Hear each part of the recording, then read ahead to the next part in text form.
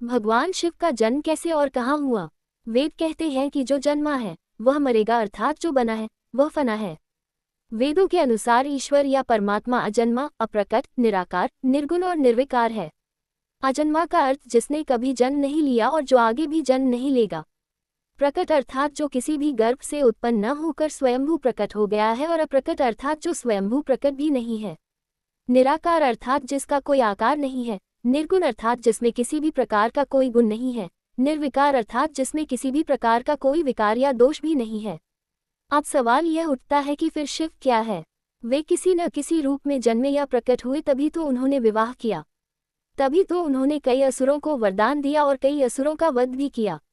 दरअसल जब हम शिव कहते हैं तो वह निराकार ईश्वर की बात होती है, और जब हम सदाशिव कहते हैं तो ईश्वर महान आत्मा की बात होती है, और जब हम शंकर या महेश कहते हैं तो वह सती या पार्वती के पति महादेव की बात होती है।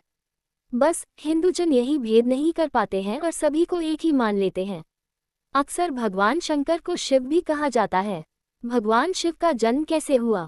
शिव पुराण के अनुसार भगवान सदाशिव और पराशक्ति अंबिका पार्वती या सती नहीं से ही भगवान शंकर की उत्पत्ति मानी गई है।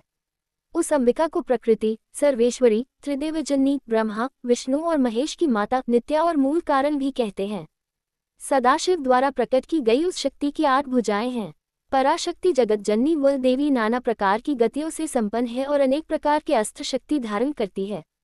वह शक्ति की देवी कालरूप सदाशिव की अर्धांगिनी दुर्गा हैं। उस सदाशिव से दुर्गा प्रकट हुई। काशी के आनंदरूप वन में रमण करते हुए एक समय दोनों को यह इच्छा उत्पन्न हुई कि किसी दूसरे पुरुष की सृष्टि करनी चाहिए, जिस पर सृष्टि, निर्माण, वंशवृद्धि आदि का कार्यभार रखकर हम निर्वाण धारण करें। इस हेतु उन्होंने वामान से विष्णु को प्रकट किया।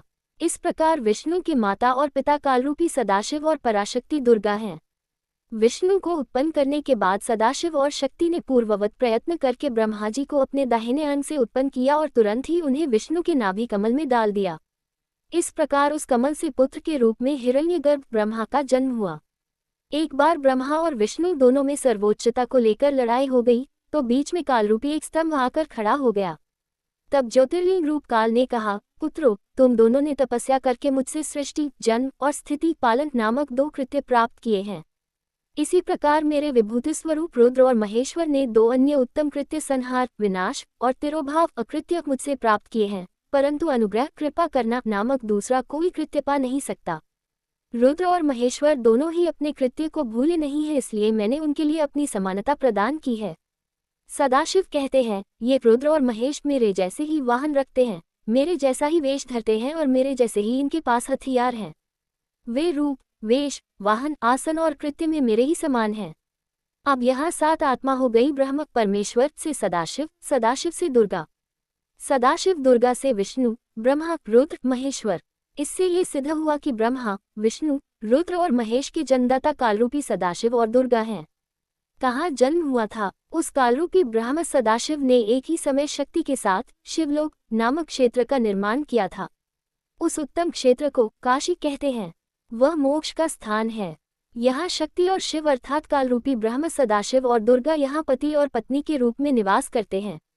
यहीं पर जगत जननी ने शंकर को जन्म दिया।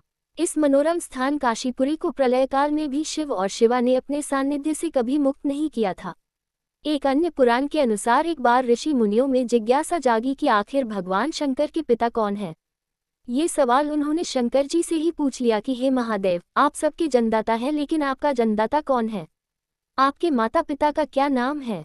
इस प्रश्न का उत्तर देते हुए भगवान शिव ने कहा, हे मुनिव, मेरे जन्मदाता भगवान ब्रह्मा हैं।